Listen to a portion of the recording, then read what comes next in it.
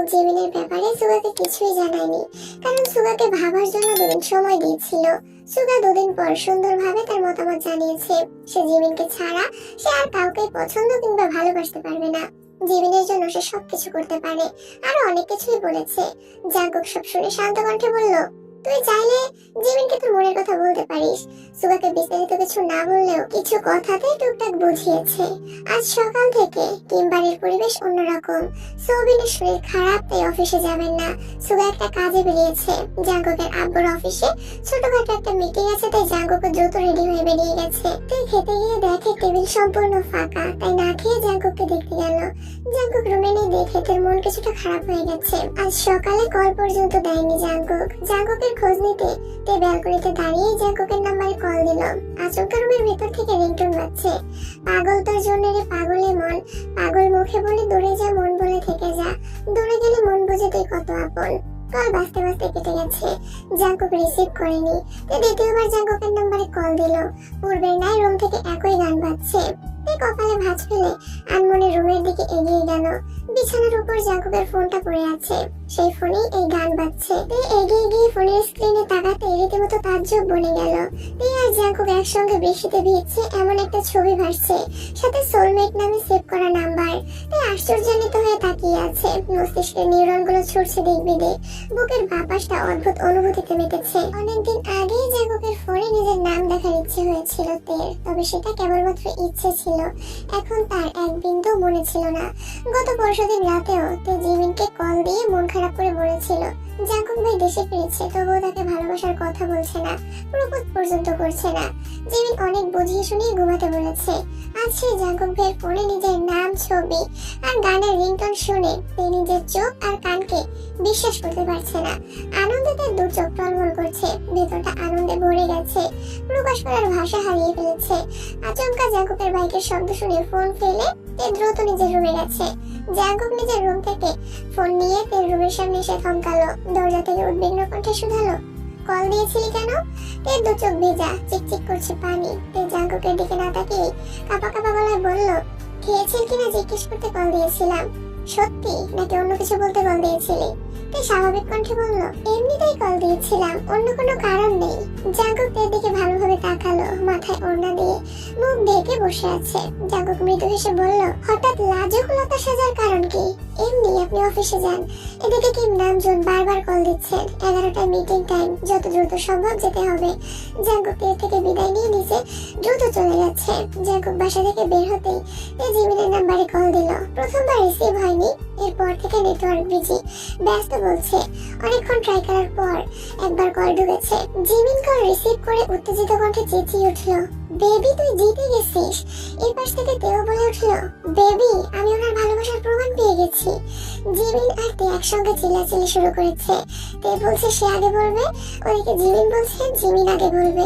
বাধ্য হয়ে তের কথাই আগে শুনতে হলো। তে কথা শেষ হতেই জিমিন বলে উঠল, তুই একবার বলেছিলি না হয়তো জাঙ্কুক ভাই বিদেশে যাওয়ার আগে থেকেই তোকে ভালোবাসে?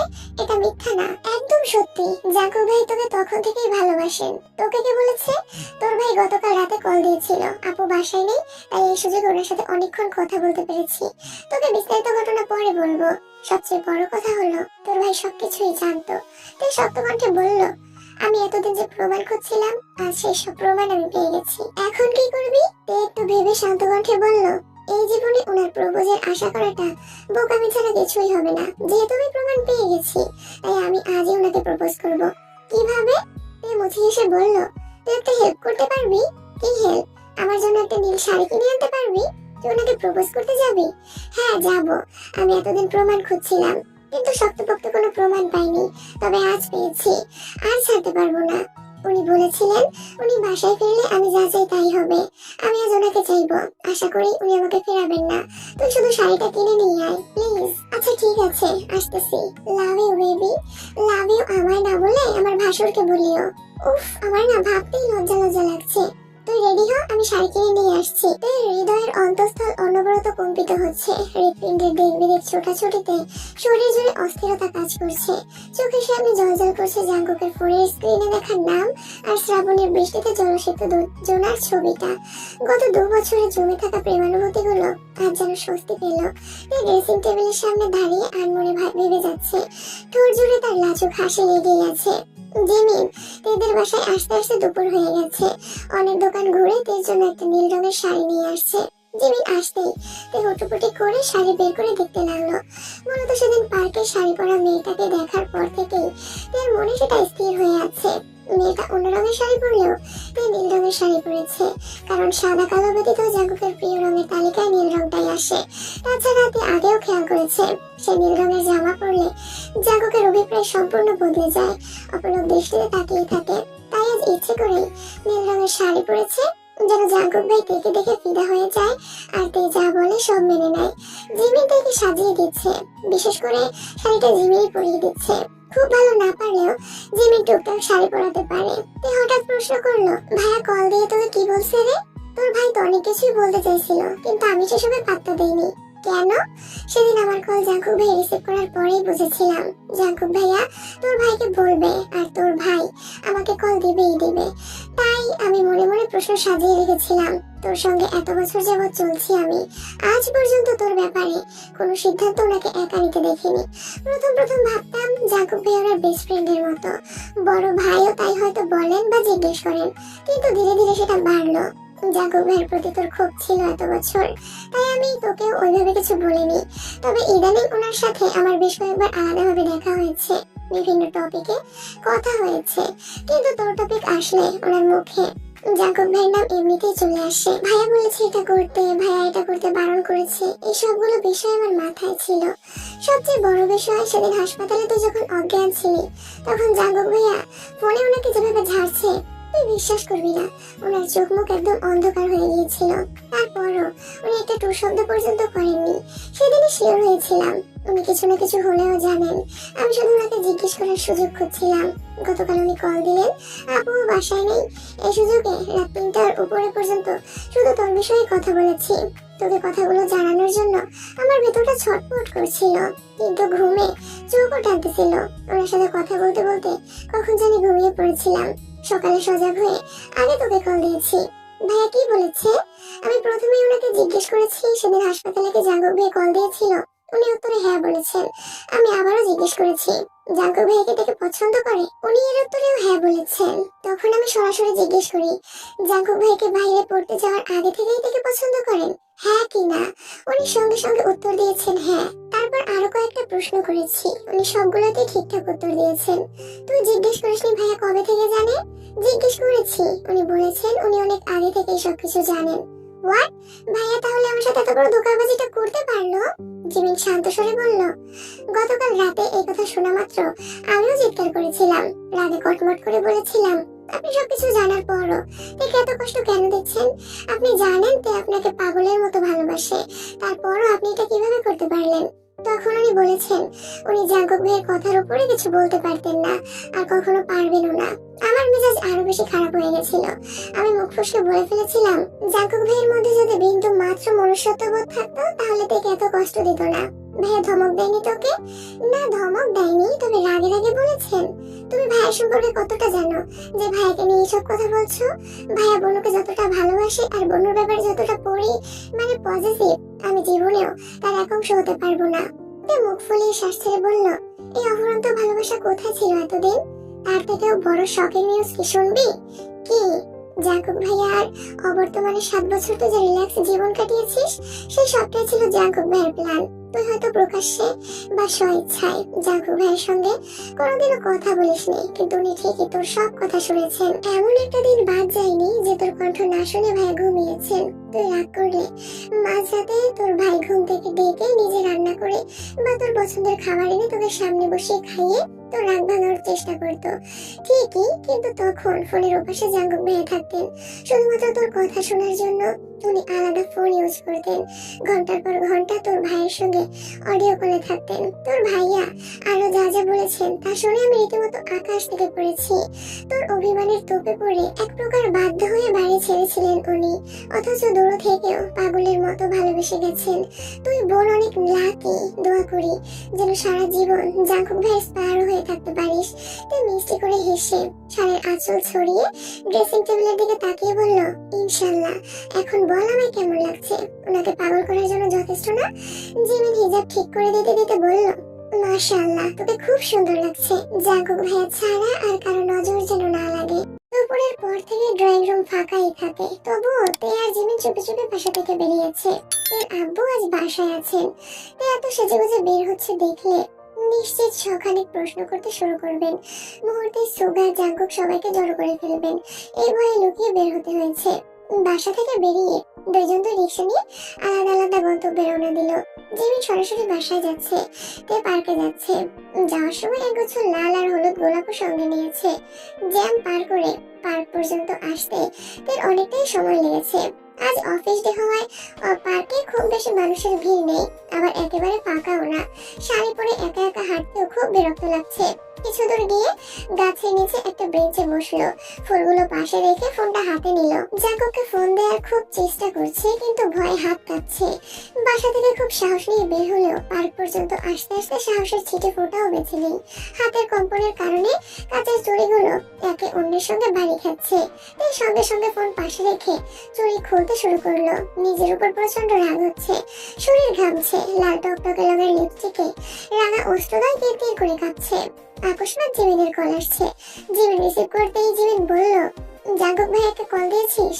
সাহস পাচ্ছি না। আমি জানতাম তুই এমন কাণ্ডই করবি। জোরে নিঃশ্বাস নিয়ে কল দে ওনাকে, যা হওয়ার হবে। ঠিক আছে, দেখছি। তে পার্কে এসেছে প্রায় 20 মিনিট হয়ে গেছে, এখনো জাঙ্কুককে কলই দিতে পারছে না। বারবার ফোন হাতে নিচ্ছে, আবার রেখে দিচ্ছে। সূর্য পশ্চিমা আকাশে অনেকটাই হেলে পড়েছে। পল্লবিত আঁখিতে তাকিয়ে সেই দৃশ্য দেখছে। তে আচমকা নড়ে চড়ে বসলো। এর মধ্যে তে থেকে কিছুটা দূরে একটা বাইক এসে থামলো, কিন্তু তে সেদিকে নজর নেই। তে দীর্ঘ নিঃশ্বাস ছেড়ে ফোন হাতে নিয়ে জাঙ্কুকের নাম্বারে কল দিল। হাঁটুর উপর হাত রেখে ঝুঁকে ফোনের স্ক্রিনে তাকিয়ে তে বারবার ঢোক গেছে। জাঙ্কুক কল রিসিভ করলে কি বলবে মনে মনে তাই সাজাচ্ছে। আকস্মাৎ তের সামনে কেউ একজন দাঁড়াতেই তে আটকে উঠলো। নীল রঙের একটা আবছায়া দেখে চোখে লাগতেই তে মেরুদণ্ড সোজা করে বসতে বসতে সুখনিতে তাকাতে নিল। ততক্ষণে জাঙ্কুক তের সামনে হাঁটু গেড়ে বসে পড়েছে। জাঙ্কুককে দেখেই চমকে উঠলো তে। তের অবিশ্বাস্য চাহনি দেখে জাঙ্কুক মুচকি হাসলো। জাঙ্কুকের পরনে নীল পাঞ্জাবি, সানগ্লাসটা বুকের উপর পাঞ্জাবিতে ঝুলানো। চুল দেখে বোঝাই যাচ্ছে বাইক থেকে নেমে হাতেই ঠিক করেছেন। ঠোঁটে লেগে আছে মায়াবী হাসি। জাঙ্কুক এক মুহূর্ত দেরি না করে এর সামনে একগুচ্ছ সাদা গোলাপ ধরে নিঃশব্দ কণ্ঠে বলতে শুরু করলো, তুই আমার মন পিঞ্জরে নিপট অপ্রমাদিতে থাকা এক অন্তশীল খনিত্ব, অনুভূতির রাজ্যের তৃষ্ণাত্ম কাব্য। এলোকেশের এলো চুল, উত্তাল উদুধীর তরঙ্গের ন্যায় কুহকিনী হাসি, প্রণয়ের নিখুঁত আত্মতা, মৃগনয়নার মতো বিমুগ্ধ চোখে বারংবার হারিয়ে খুঁজেছি নিজেকে। তুই আমার প্রণয়ের প্রদাহের সেই পূর্ণতা, অপ্রমেয় নীলাম্বরের অসীমত্ব ছড়ানো স্নিগ্ধতা। তুই কি জাঙ্কুকের হৃদয়ের রাজ্যের রানী হবি? তুই দুহাতে মুখ চেপে ডাগর ডাগর চোখে জাঙ্কুকের অভিমুখে তাকিয়েছিল। হার্টবিট বেড়েছে কয়েক গুণ, সেদিকে কোনো খেয়াল নেই। জাঙ্কুকের প্রশ্নে চক্ষুদের প্রশস্ত করে অবচেতন মনে চেঁচিয়ে উঠল, না, আমি মানি না। তার চোখে মুখে অল্প বিস্তর ক্রোধের আভাস পাওয়া যাচ্ছে। আশেপাশে বসা দু চারজন তে জাঙ্কুককে দেখে এমন ভাবে তাকিয়ে আছে যেন তে আর একটা চিৎকার দিলেই ছুটে আসবে। জাঙ্কুক আশেপাশে তাকিয়ে পরিস্থিতি বুঝে নিল। এর মায়াবী ওই আঁখি জাঙ্কুকের চোখে মুখে নিবদ্ধ। সকাল থেকে নেওয়া মানসিক প্রিপারেশন, সাজগোজ সব যেন বৃথা হয়ে গেল। মুখ ফুলিয়ে শ্বাস ছেড়ে বলল, আপনি আমার সব প্ল্যান ধ্বংস করে দিতে পারেন না? জাঙ্কুক তখনও হাঁটু গেড়ে বসে আছে। হাতে থাকা সাদা গোলাপগুলোর দিকে তাকিয়ে গলা খাকারে দিয়ে আস্তে করে আবারও বলল, আমি আমি রূপকথার রাজকুমার হতে চাই না, তোর মনের রাজ্যে রাজা হতে চাই। Will you be my queen? তে কাঁদো কাঁদো মুখ করে তাকিয়ে আছে। জাকব বিরক্ত হয়ে ঠান্ডা কণ্ঠে হুমকি দিল, no problem, if you don't take the flower I will give them to another girl. Will I? কথাটা বলতে দেরি হয়েছে, কিন্তু জাকবের হাত থেকে তের ফুলগুলো টেনে নিতে দেরি হয়নি। ফুলগুলো আলতোভাবে জড়িয়ে ধরে তে হুঙ্কার দিয়ে উঠল, ফুলও আমার, আর আপনি সহ আপনার রাজ্যও আমার। আপনার মনের রাজ্যকে ওকেও দিতে পারবে না, এই আমি বলে রাখলাম। তে রাগে ফুসফুস করছে, মাথা নিচু করে ঘন ঘন শ্বাস ফেলছে। জাকব নিঃশব্দে হেসে নিজের দুই হাঁটুতে ভর দিয়ে তের উড়োতে মাথা রেখে তের চোখের সামনে তাকালো। মুহূর্তেই তের রাগ আর অভিমান উধাও হয়ে গেছে। তের হৃৎপিণ্ডের গতি অস্বাভাবিক, জোরালো রেসপন্সের শব্দ বাইরে থেকে শোনা যাচ্ছে। আনমনেই হাতের ফুলগুলো বুকের সঙ্গে চেপে ধরে জাঙ্কুকের দিকে তাকালো। জাঙ্কুকের নিঃস্বার্থ হাসিতেই মন্ত্রমুগ্ধ তে। জাঙ্কুক অত্যন্ত মায়াবী কণ্ঠে বলল, মনের রাজ্যে ওকে দেয়া তো দূর, আমার দিকে কেউ তাকানোর আগেই বলে দেব, প্লিজ খালা আমার দিকে তাকাবেন না। আমার ঘরে একটা পরীর মতো বউ আছে, বউটা যেমন কেউ তেমন হিংসুটে। জাঙ্কুকের মুখে বউ শব্দটা শুনে তে আশ্চর্য নয়নে তাকিয়ে আছে। অজানা শিহরণে মন উড়ু উড়ু করছে, বারবার কানে বাজছে, আমার ঘরে একটা পরীর মতো বউ আছে। অদ্ভুত অনুভূতি মনকে রাঙিয়ে দিচ্ছে। লজ্জায় জাঙ্কুকের চোখ থেকে দৃষ্টি সরিয়ে নিয়েছে অনেক আগেই, তবুও বক্ষস্থলের ইতস্ততা কাটাতে পারছে না। জাঙ্কুকের উড়ু থেকে উঠে তের ডান হাতটা নিজের কাছে টেনে নিল। জাঙ্কুকের অনাকাঙ্ক্ষিত স্পর্শে তের হাত সহ সম্পূর্ণ শরীর কম্পিত হচ্ছে। জাঙ্কুক হাতটাকে শক্ত করে ধরে মৃদুভাবে চুমু খেয়ে মোলায়েম কণ্ঠে বলল, আজ থেকে আমি শুধু তোর, আমার উপর তোর অধিকার সবচেয়ে বেশি, তাই যখন যা বলবি তাই হবে, খুশি? জাঙ্কুকের চুমুতে তের শরীর ঝাঁকুনি দিয়ে উঠেছে। সেদিন অর্ধ ঘুমে থাকায় জাঙ্কুকের কপালে দেওয়া চুমুটা সেভাবে উপলব্ধি করতে পারেনি, তবে আজ তে সম্পূর্ণ সজ্ঞানে আছে। তে নির্বাক হয়ে বসে আছে, বহু চেষ্টা করেও গলা দিয়ে কথা বের করতে পারছে না। যেই জাঙ্কুক ভাইয়ের প্রণয়ের স্রোতে সর্বক্ষণ ভেসে যেতে চায়, সেই জাঙ্কুকের প্রেমিক সুলভ আচরণ, আবেগময় কথায় কোনো প্রত্যুত্তর করতে পারছে না। তে আকাশের দিকে তাকিয়ে দীর্ঘ নিঃশ্বাস ছাড়লো। চোখ নামাতেই নিজের কেনা লাল রঙের হলুদ গোলাপের দিকে নজর পড়লো। সহসা মনে পড়ে গেছে নিজের করা পরিকল্পনার কথা। তে গুরুতর কণ্ঠে বলে উঠলো, আপনি এটা কেন করলেন? আমি সকাল থেকে প্ল্যান করে ভাবিকে দিয়ে শাড়ি কিনিয়ে সেজেগুজে আসছি, আর আপনি আমার সব পরিকল্পনা নষ্ট করে দিয়েছেন। আপনি খুব পচা। জাঙ্কুকের হাত ছেড়ে বসা থেকে উঠে সরাসরি তের দুপাশের বেঞ্চে হাত রেখে তের দিকে ঝুঁকে দাঁড়ালো। তের ঠোঁট উল্টে মন মরা হয়ে জাঙ্কুকের দিকে চেয়ে আছে। জাঙ্কুক প্রশস্ত আঁখিতে তাকিয়ে নিজের কণ্ঠে বলল, আমার এত বছরের অনুভূতি আর শক্তি, আমার সুদূর প্রসারী পরিকল্পনাগুলো আপনি কেবল কয়েক ঘন্টায় তছনছ করে দিয়েছেন। তবুও আমি চুপচাপ বসে দেখবো? আপনি ভাবলেন কি করে? এই নিজের দৃষ্টিতে তাকিয়ে শক্ত কণ্ঠে শুধালো, আমি এখানে আসছি এটা আপনি কিভাবে জানেন? জাঙ্কুক মুছিয়ে এসে বলল, সকালে আপনার হাবভাব দেখেই সন্দেহ হয়েছিল। সুগাকে কলও দিয়েছিলাম, কিন্তু ওর ফোন রিসিভ করেনি। 2:37 আপনি শাড়ি পরে বাসা থেকে বের হতে আমার কানে খবর চলে গেছিল। সুগাকে কল দিতে দিতে অতঃপর জানতে পারলাম যে আমার সন্দেহ ঠিক ছিল। সুগা জিমিনকে বলে ফেলেছে, মানে আপনার কানে কথা চলে গেছে। 3:16 ফুলের দোকানে ফুল কিনেছিলেন, আর আমি তখন শপিং মলে আপনার শাড়ির সাথে ম্যাচিং পাঞ্জাবি খুঁজতে ব্যস্ত। আপনি এখানে এসে বসেছেন ঠিক 4:22-এ। তখন আমি রেডি হয়ে বেরিয়ে ফুল কিনতে যাচ্ছি। ফুল নিয়ে আসতে আসতে তাই একটু দেরি হয়ে গেছে। আপনি এত কিছু কিভাবে জানেন? ম্যাম, আপনাকে আগেই বলেছিলাম আপনাকে ছাড় দিয়েছি আমি, কিন্তু ছেড়ে দেইনি। তাছাড়া আপনি যার তার মনের মানুষ নন। মনে রাখবেন, জীবন জাঙ্কুকের পৃথিবী আপনি, আর সেই পৃথিবীকে আগলে রাখতে জাঙ্কুক সব কিছু করতে পারে। কিমবাড়ির চারপাশে ঘিরে এমন কিছু ব্যক্তি আছে যারা নিজের কাজের পাশাপাশি সর্বক্ষণ বাসার দিকে নজর রাখে। কিমবাড়িতে কখন কে আসছে, কে যাচ্ছে, কেন আসছে, সব আপডেট আমাকে পাঠায়। এমনকি এই যে আমি আপনি এখানে আছি, এখানেও আমার লোক আছে। তে কপাল কুঁচকে বলল, বললেই হলো, মজা করছেন আমার সাথে? জাঙ্কুক চোখে চোখ রেখে বলল, আমার ডান পাশে কিছুটা দূরে কালো শার্ট পরা ছেলেটাকে দেখো, তার পেছনে কফি কালার শার্টের ছেলে, আর ওইদিকে বাইকে বসা ছেলেটাকে দেখো। তে তিনজনের দিকেই এক পলক দেখে ভ্রুকুচকে প্রশ্ন করলো, তারা আপনার লোক? বিশ্বাস হয় না? না। Okay wait. জাঙ্কুক ফোন বের করে মেসেজ পাঠাতেই ছেলেগুলো যে যার মতো চলে যাচ্ছে। তে অবাক চোখে তাকে প্রশ্ন করলো, ওনারা সত্যিই আপনার লোক? আপনার কথায় সেকেন্ডের মধ্যে চলে গেছে, কিভাবে সম্ভব? আপনার জন্য সব সম্ভব।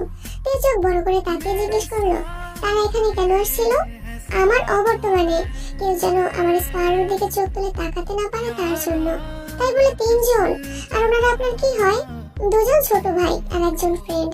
তিনজনের বাসা কাছাকাছি, তাই বলেছিলাম আমি আসার আগ পর্যন্ত কেউ যেন আশেপাশে না থাকে। এসে দেখি তিনজনই উপস্থিত।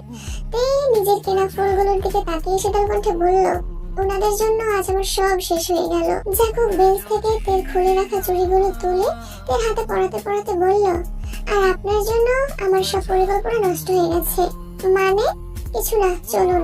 তে নিজের ফুলগুলো জ্যাকবের সামনে ধরে হিমশীতল কণ্ঠে বলল, আই লাভ ইউ। জ্যাকব ফুলগুলোর দিকে তাকিয়ে শক্ত কণ্ঠে বলল, লাল ফুলগুলো সরিয়ে শুধু হলুদ গোলাপগুলো দেন। কেন? লাল গোলাপ ছুতে চাই না তাই। তে যথারীতি হলুদ গোলাপগুলো আলাদা করে ধরতে জ্যাকব ফুলগুলো হাতে নিয়ে শান্ত কণ্ঠে বলল, থ্যাংক ইউ। তে আহম্মকের মতো তাকিয়ে বিড়বিড় করে বলল, কেউ আই লাভ ইউ বলে প্রত্যুত্তরে থ্যাংক ইউ বলে না, আই লাভ ইউ টু বলতে হয়। জ্যাকব কথাটা শুনলো কিনা কে জানে, কয়েকটা পিচ্ছি ছেলেকে ডেকে লাল গোলাপগুলো দেখিয়ে নিয়ে যেতে বলল। পরপর ডেকে নিয়ে বাইক স্টার্ট দিল। নিরুদ্দেশে পথ ছুটলো। তে দুই একবার জিজ্ঞেস করেছে, কিন্তু জ্যাকব তেমন কিছুই বলেনি। সন্ধ্যা হয়ে গেছে। তে চুপচাপ বাইকে বসে আছে। জ্যাকব বাইকের স্পিড কমিয়ে হঠাৎ ডেকে উঠলো, ম্যাম। জি? এত চুপচাপ কেন? এমনিতেই। জাঙ্কুক রাস্তার পাশে বাইক থামিয়ে ঘাড় কাত করে তেকে খানিক দেখে নিল। জাঙ্কুককে দুহাত টেনে নিজের পেটের উপর রেখে রাশভারী কণ্ঠে বলল, আজ থেকে এই হাতের অবস্থান এখানে। তে আনমনে হেসে জাঙ্কুকের গা ঘেসে বসলো। পেছন থেকে আলতোভাবে জাঙ্কুকের পেট আঁকড়ে ধরলো। জাঙ্কুক যথারীতি আবারও বাইক স্টার্ট দিল। শহর থেকে বেরিয়ে অনেকটা রাস্তা গিয়ে জাঙ্কুক বাইক থামালো।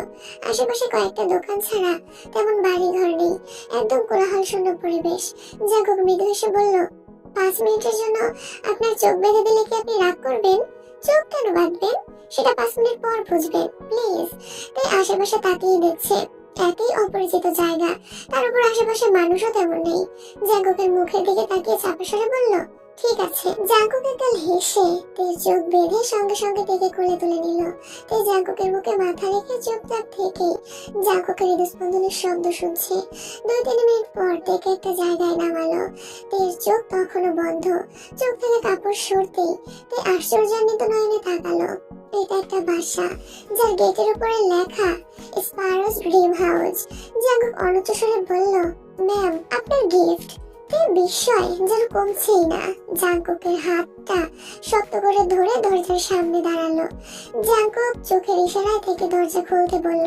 তে বাম হাতে আস্তে করে দরজা ধাক্কা দিতেই দরজা খুলে গেছে। আকস্মাৎ বাড়ির ভেতরে সাউন্ড বক্সে গান বাজতে শুরু করলো। দরজা খোলা মাত্র তের চোখ পড়ে ড্রয়িং রুম সাথে বিশাল আকৃতির সিঁড়ির দিকে, যা গাঁদা ফুলে সজ্জিত। ফ্লোর জুড়ে গাঁদা ফুলের পাপড়ি ছেয়ে আছে। সিঁড়ির উপরে জ্বলজ্বল করছে জাঙ্কুক আর তের একটা ছবি, যেটা কোনো এক রেস্টুরেন্টে তোলা। ছবি দেখে মনে হচ্ছে যেন দুজন দুজনের চোখে চোখ রেখে নিজেদের অব্যক্ত অনুরক্তি জাহির করছে। চারপাশে চোখ ঘোরাতেই এমন আরো কয়েকটা ছবি চোখে পড়লো। দেয়ালে ছবি লাগানোটা কিংবাড়ির কেউই তেমন পছন্দ করে না, তাই শখেও কেউ কখনো নিজের ছবি ফ্রেম বন্দি করেনি। তাই অবাক চোখে সবগুলো ছবি দেখছে আর ঘটনাগুলো মনে করার চেষ্টা করছে, কারণ ছবিগুলোর প্রায় সবই তের অগোচরে তোলা হয়েছে। জাঙ্কুক মোলায়েম কণ্ঠে বলল, চিন্তা করিস না, ছবিগুলো সরিয়ে দিব। এগুলো শুধু স্পেশাল দিনের জন্য করিয়েছি। ছবিগুলোর থেকে তের দৃষ্টি সরালো। জাঙ্কুক তের হাতটা আর একটু শক্ত করে ধরে পা বাড়ালো। তে আজ নির্বাক, এই জীবনের সেরা সারপ্রাইজটা সে পেয়ে গেছে।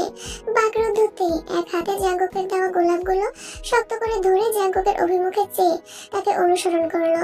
সাউন্ড বক্সে তখনও গান বাজছে। কিছুটা সামনে এগোতেই সিঁড়ির উপরে প্রায় 20-30 জন হাতে ফুলের পাপড়ি সমেত উপস্থিত হলো। সবাই একসঙ্গে বলে উঠলো, welcome to your dream house madam.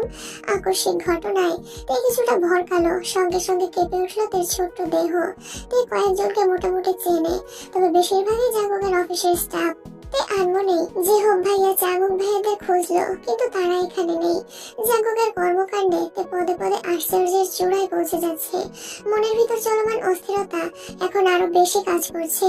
জাঙ্কুকের হাত থেকে ফুলগুলো নিয়ে সিঁড়ির পাশে রেখে আকস্মাৎ থেকে কোলে তুলে নিল। অমনি তের নিঃশ্বাস আটকে গেছে। আতঙ্কিত হয়ে অতের পেতেই জাঙ্কুকের পাঞ্জাবির কলার খামচে ধরলো, শক্ত করে চোখ বন্ধ করে নিল। জাঙ্কুক মুচকি হেসে সিঁড়ির দিকে পা বাড়ালো। মস্তিষ্ক ক্ষণিকের জন্য আবেগশূন্য হয়ে গেছে। গাঁদা ফুলের পাপড়ি তে চোখে মুখে বাড়ি খাচ্ছে। আকাশচুম্বী লজ্জা আর ইতস্ততায় তে চোখ তুলে তাকাতে পারছে না।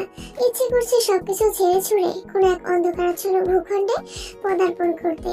জাঙ্কুক যেতে যেতে তার পীরকে উদ্দেশ্য করে থতমত কণ্ঠে বলল, মিরাজ, সবার খাবারের ব্যবস্থা করো। জি ভাইয়া। এর হুট করে নেওয়ার সিদ্ধান্তে জাঙ্কুকের সবকিছু এলোমেলো হয়ে গেছে। না পারতেছিল তাকে আটকাতে, আর না পারছিল নিজের পরিকল্পনা বাস্তবায়ন করতে। তাই বাধ্য হয়ে অফিসের স্টাফদের দিয়ে সবকিছু গোছাতে হয়েছে।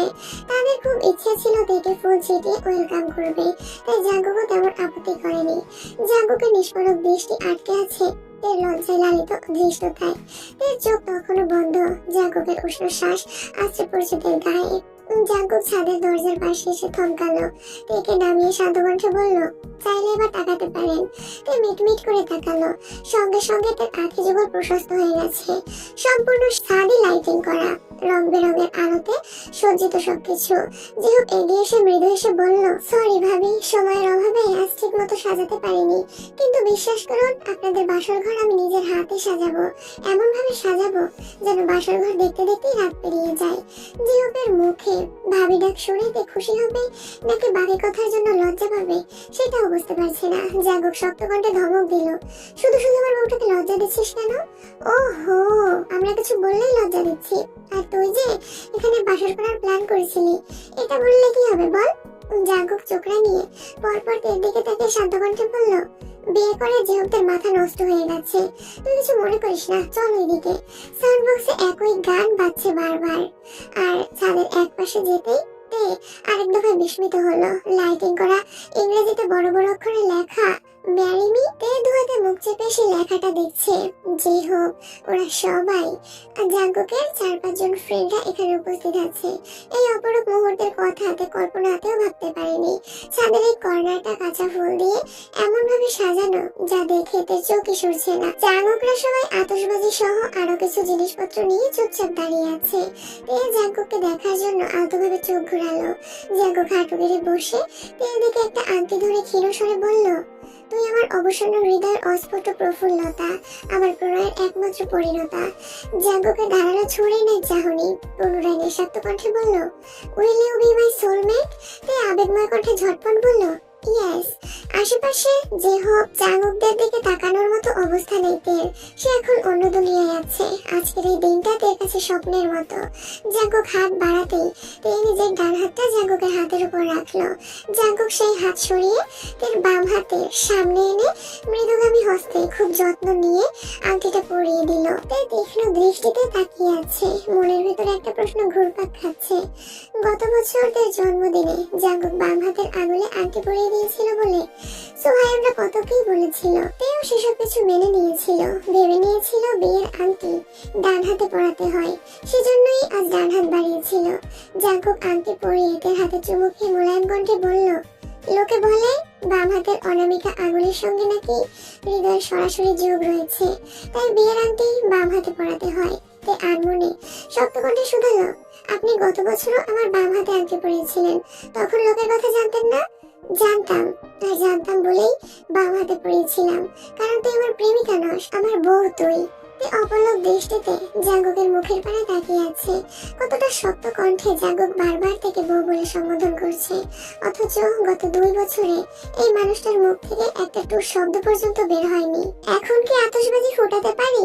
জাঙ্কুক ঘাড় কাত করে সম্মতি দিল। পরপর তের দিকে তাকিয়ে তের হাতটা উপরে তুলে মৃদুস্বরে বলল, আংটিটা পছন্দ হয়েছে? আংটির দিকে না তাকিয়ে তে বলে দিল, আপনার দেওয়া প্রতিটা জিনিস আমার কাছে উত্তম আর অমূল্য। জাঙ্কুক মুচকি এসে বলল, একটু দেখে তো নে। তে এবার আংটির দিকে তাকালো। স্বর্ণের আংটিটা খুব বেশি বড় না হলেও ডিজাইনটা খুব সুন্দর। আংটির ঠিক মাঝ বরাবর অত্যন্ত নিখুঁত ভাবে যে লেখা। জাঙ্কুক শান্ত কণ্ঠে বলল, আংটিটা সবসময় হাতে রাখবি। তে তৎক্ষণাৎ আংটিতে চুমু খেয়ে বলে উঠল, আমি এই আংটি কখনো খুলবই না। তের কাণ্ড দেখে জাঙ্কুকের ঠোঁট চেপে হেসে দিল। যে হোক না ছাদের অন্য পাশে গিয়ে আতশবাজি ফুটাচ্ছে। বাজির শব্দে তে সেদিকে তাকিয়ে উত্তেজিত কণ্ঠে বলল, আমিও বাজি ফুটাবো। ওকে। তে দু একটা ফুটানোর চেষ্টা করেছে, অতঃপর দূরে সরে এসেছে। দাঁড়িয়ে দাঁড়িয়ে তাদের হই হুল্লোড় দেখছে আর হাসছে। এখনো আরো অনেক বাজি ফুটানো বাকি। জাঙ্কুক আচমকা মুখ ফুলিয়ে শক্ত কণ্ঠে বলল, তোরা এখন নিচে যা, আমার ওর সঙ্গে কথা আছে। শেষ করেই চলে যাব। কয়টা বাজে দেখেছিস? এক্ষুনি যা। তারাও আর কোনো কথা বলেনি, জিনিসপত্র নিয়ে নেমে যাচ্ছে। জাঙ্কুক ছাদের দরজা লাগাতে গেল।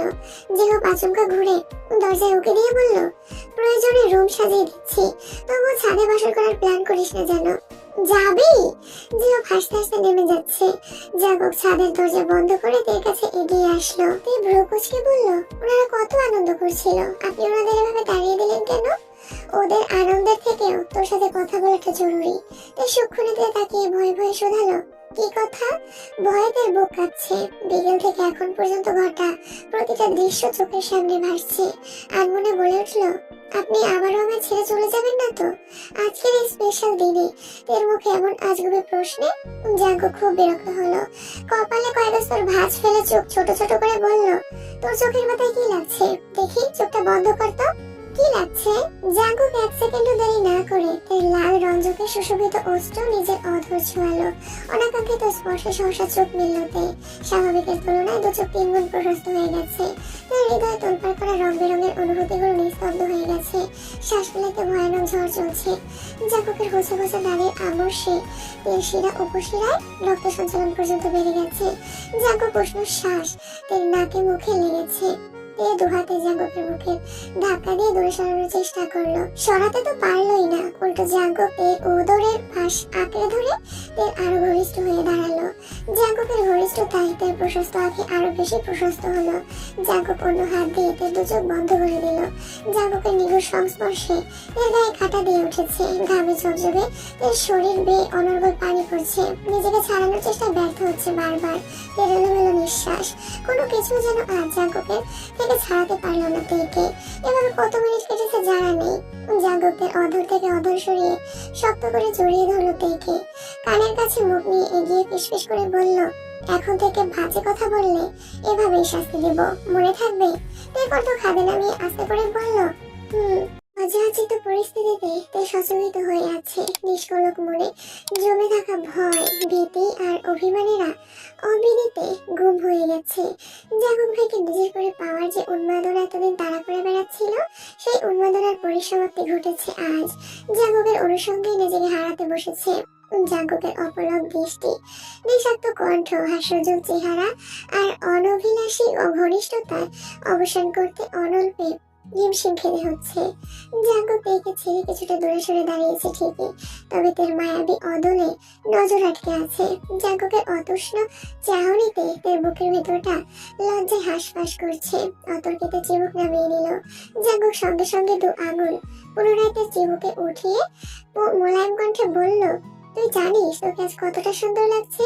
তের চোখ তুলে তাকিয়ে কাঁপা কাঁপা গলায় জিজ্ঞেস করলো, কতটা? সমুদ্রের প্রভূত জলরাশি যতটা সুন্দর ঠিক ততটা দেখতে প্রশান্ত হলেও সঙ্গীন। তে মলিন হাসলো। জাঙ্কুক পরপর শক্ত কণ্ঠে শোধালো, তোকে শাস্তিটা কেন দিয়েছে জানিস? বাজে কথা বলেছি তাই? জি না, আপনি আমার সাজানো পরিকল্পনা নষ্ট করেছেন তার জন্য। আমি কি করেছি? 2টা বছর ধৈর্য ধরে রাখতে পারলেন, অথচ আর 2টা দিন ধৈর্য রাখতে পারলেন না। আমি বলেছিলাম আপনাকে আমি কোনো প্রতিশ্রুতি দেব না, সরাসরি বিয়ে করব। মানে আজ আপনাকে বলবো, কাল বিয়ে করব, এমনটাই ভেবে রেখেছিলাম। আমার সবকিছুই প্ল্যান করা। আজ থেকে 2 দিন পর আপনাকে প্রপোজ করতাম, তারপর দিন গায়ে হলো তার সাথে বিয়ে। কিন্তু আপনি অধৈর্য হয়ে আজই চলে আসছেন। আপনাকে ফিরিয়ে দেওয়ার সাধ্য আমার ছিল না, তাই নিজের সাজানো পরিকল্পনার কথা বলে আপনার ইচ্ছেকে প্রায়োরিটি দিলাম। আমার সব প্ল্যান ধ্বংস করার শাস্তি তো আপনাকে পেতেই হতো। এই চোখ নামিয়ে নিয়েছে। এখন কথা বলতে একদম ইচ্ছে করছে না। প্রতিদিন আত্মগোপনে থাকা অনুভূতিরা বারবার জানান দিচ্ছে। সম্মুখে দাঁড়ানো ব্যক্তির চোখে চোখ রাখলেই নিজের অস্তিত্ব বিলীন হতে বাধ্য। জাঙ্কুক এর দিকে তাকিয়ে শক্ত কণ্ঠে বলল, তুই আমায় ভালোবাসিস? হ্যাঁ, অনেক ভালোবাসি। আর আপনি? জাঙ্কুক উত্তর না দিয়ে উল্টো প্রশ্ন করলো, কতটা ভালোবাসিস? যতটা ভালোবাসলে আপনার হৃদয়ের প্রতিটা অনুনাদে আমার নাম শোনা যাবে, ঠিক ততটাই ভালোবাসি। আমার জন্য সব করতে পারবি?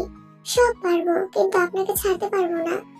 আজ যদি জাঙ্কুক অথবা পরিবার, দুটো থেকে যে কোনো একটাকে বেছে নিতে বলা হয়, তখন তুই কি করবি? বেছে নিতে পারবি আমাকে? তাই শীতল চোখে তাকিয়ে ভেজা কণ্ঠে বলল, পারবো যদি বলা হয় জাঙ্কুককে ছাড়তে। তখন তে অতর্কিতে জাঙ্কুককে জড়িয়ে ধরে কাঁদতে কাঁদতে বলল, আমি আপনাকে ছাড়তে পারবো না, প্লিজ। আর যাই বলেন আমি সব মেনে নিব। বাসায় মেনে না নিলে সারা জীবন আপনার সাথে থেকে যাব, তবুও কারো কথায় আপনাকে ছাড়তে পারবো না। জাঙ্কুকের চোখ মুছে ধীর কণ্ঠে বলল, কাঁদতে বারণ করেছি না তোকে? বাসায় কি কোনোভাবেই আমাদের মেনে নিবে না? জাঙ্কুক দীর্ঘশ্বাস ছেড়ে বলতে শুরু করলো, শুধুমাত্র বাসায় মানানোর চেষ্টায় গত 3 বছর যাবৎ অক্লান্ত পরিশ্রম করে যাচ্ছি। আমি আমার বাবা মায়ের একমাত্র ভরসা। ওনারা আমাকে অনেক ভালোবাসেন। একজন দায়িত্বশীল ছেলে হিসেবে আমাকেও সারা জীবন ওনাদের পাশে থাকতে হবে। আমি স্ব ইচ্ছায় কোনোদিন আব্বু আম্মুর সাথে সম্পর্ক নষ্ট করবো না। 3 বছরে আমি আমার সবটুকু দিয়ে চেষ্টা করেছি, এখনো করছি, শুধুমাত্র ওনাদের চোখে যোগ্য হওয়ার জন্য। প্রাইভেট কার কিনেছি, আলাদা কোম্পানি দাঁড় করিয়েছি, বাসা পর্যন্ত করেছি। ওনারা যোগ্যতা চাইলে আমি আর জোর গলায় বলতে পারবো, হ্যাঁ আমি তোর জন্য যোগ্য। তোকে পাওয়ার জন্য ওনারা যদি শর্ত দেন, আমি আব্বু চাচুর দেওয়া যে কোনো শর্ত মেনে নিতে রাজি। তবুও তোকে আমার লাগবে। কিন্তু ওনারা যদি আমাদের সম্পর্ক মেনে না নেয় বা তোকে ছাড়ার কথা বলে, তখন আমি চুপ থাকতে পারবো না। পরিস্থিতি যদি এমন হয় যে বাসা থেকে বেরিয়ে আসতে হয়, আমি চুপচাপ বাসা থেকে বেরিয়ে আসবো, কিন্তু তোকেও তখন আমার সঙ্গে বেরিয়ে আসতে হবে। বিশ্বাস কর, আমি তোকে কষ্টে রাখবো না, আর তোকে পরিবার থেকে বিচ্ছিন্নও করবো না।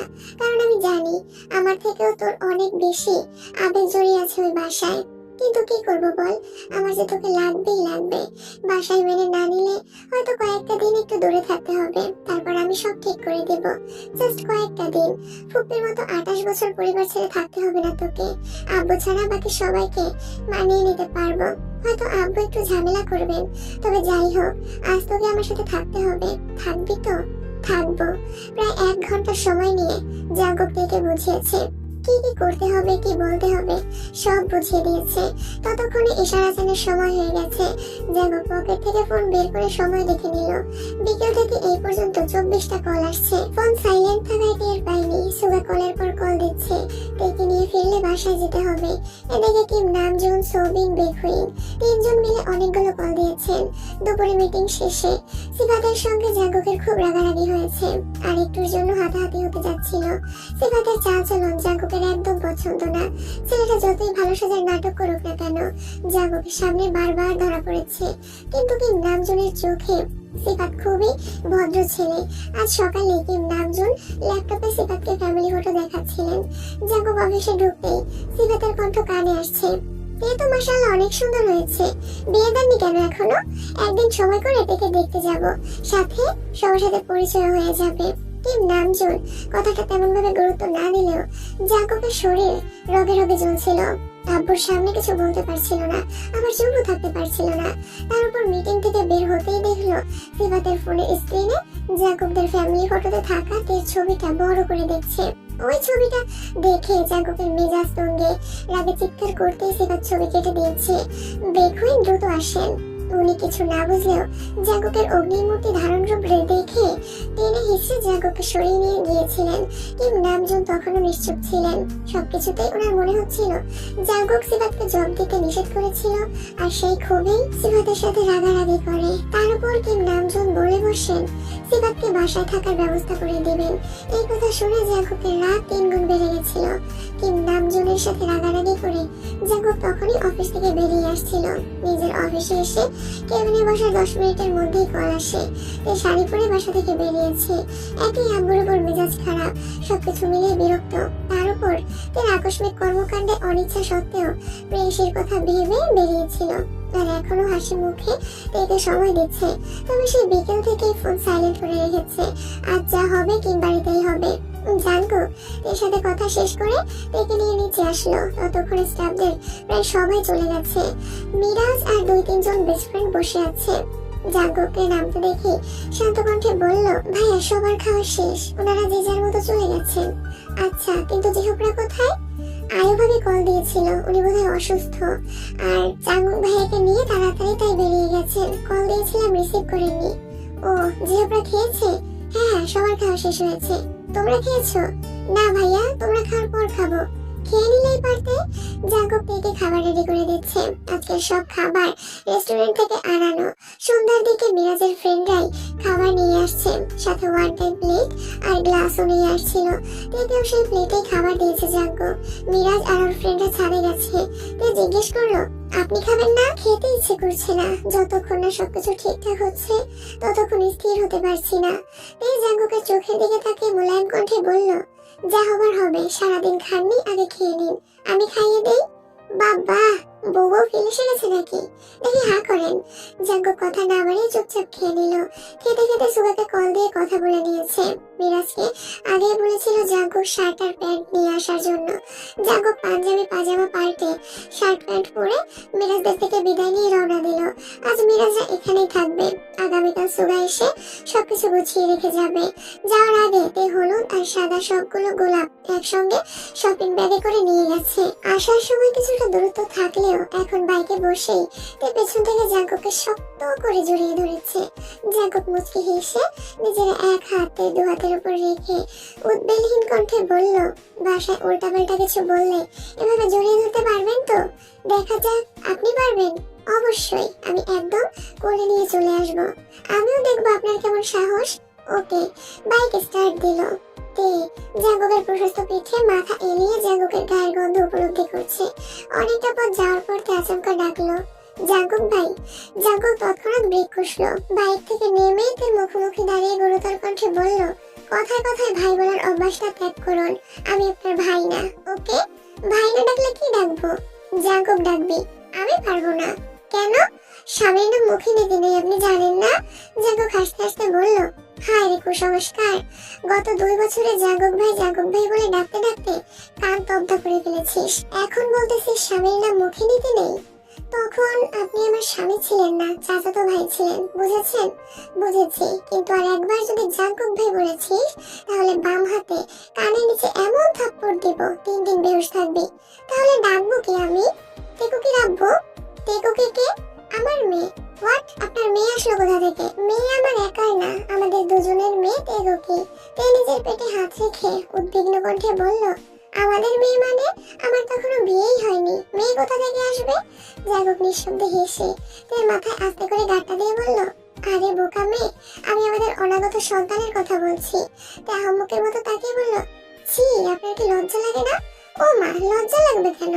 এই আজে বাজে কথা বলছেন। হবু সন্তানের কথা বউকে বলতে গেলে যদি লজ্জা পেতে হয় তাহলে এই নির্লজ্জময় জীবন আমি রাখবো না। পাগলামো রেখে তাড়াতাড়ি বাসায় চলুন। আজ বাসায় যে কি হবে দেখা যাবে। আমার আপনার জীবনে ঘূর্ণিঝড়ে উড়ে যাবে। তখন এই টেকুকি হাজার কেঁদেও তার বাপকে পাবে না। জাগক দোয়া বলে আলতোভাবে তার নাক চেপে হেসে বলল, তার মানে আপনি মেনে নিচ্ছেন টেকুকি আমার মেয়ে আর আপনি তার মা?